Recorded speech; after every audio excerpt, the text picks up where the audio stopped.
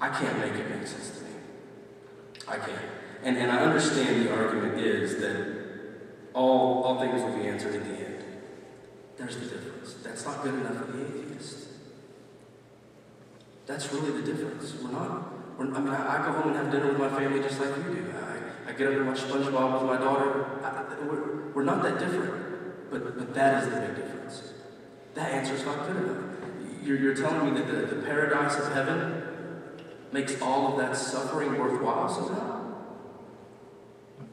In the end, she will be rewarded with this amazing paradise of heaven, and then all the evil will make sense, all the bad things will make sense.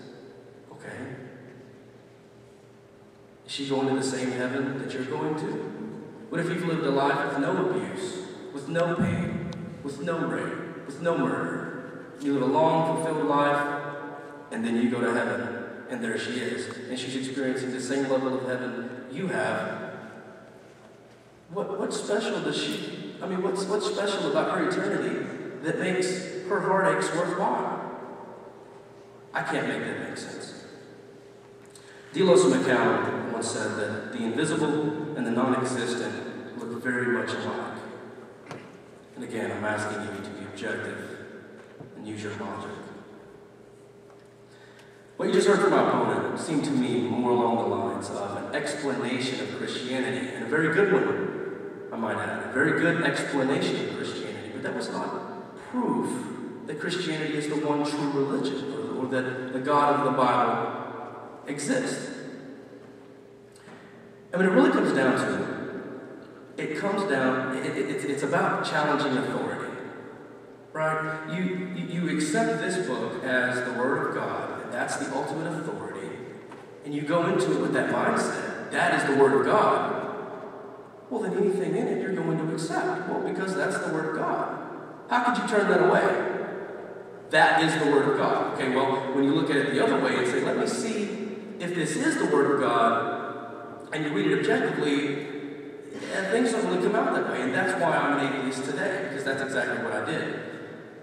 So speaking on challenging authority, let's just take this out of the religious scope for a second.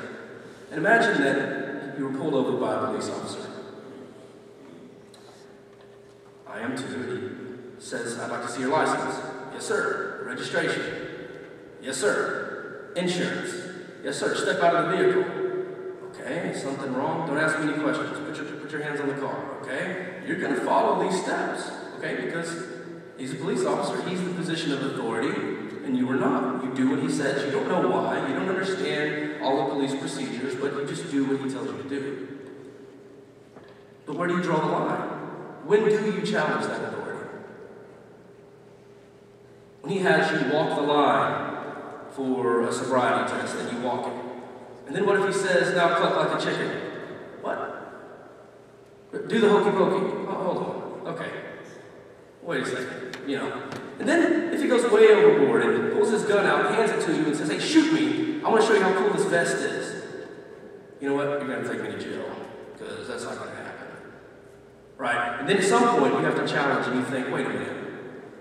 Do you deserve your authority? Are you even a police officer? Because that's not really what we would expect from a powerful position. Someone who has earned the right to be called a police officer would not abuse their power in that way. At some point, we've all got a different breaking point of authority. But at some point, we would all question that authority. So why do you trust the Bible as an ultimate authority? It goes way beyond doing the hokey pokey on Interstate 30. We find in here that God is all powerful. Yet Exodus 31:17 says that he needed a rest. It's inconsistent. A man lived inside a fish for 3 days in this book. There's a talking donkey in this book, Numbers 22. There's a talking snake. We had an evening and a morning for three times. Evening and a morning were 3 days before there was ever a sun created. In this book, a virgin becomes pregnant. Water was turned into blood. Water was also turned into wine. A giant boat was built, as he referred to, in 7 days by a man and his family to hold all of the animals, or 2 of each animal on earth.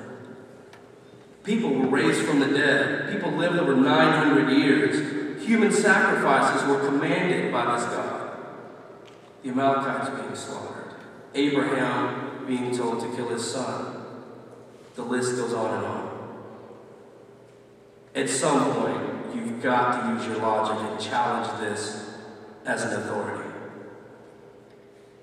So what is your breaking?